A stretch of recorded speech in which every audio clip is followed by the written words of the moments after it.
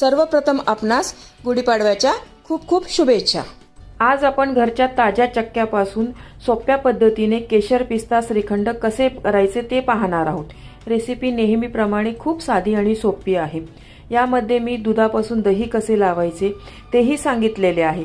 त्याच दह्यापासून चक्का कसा करायचा व त्या चक्क्यापासून श्रीखंड कसे करायचे ते सविस्तर सांगितलेले आहे।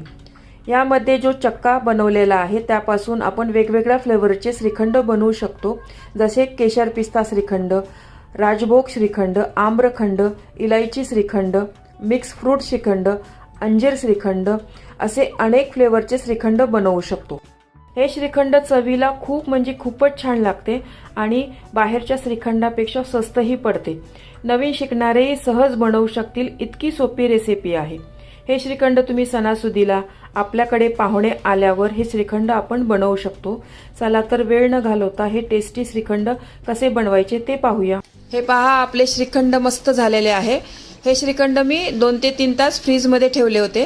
फ्रीजमध्ये ठेवल्यामुळे साखर, चक्का आणि केशर मस्त एकजीव झालेले आहे।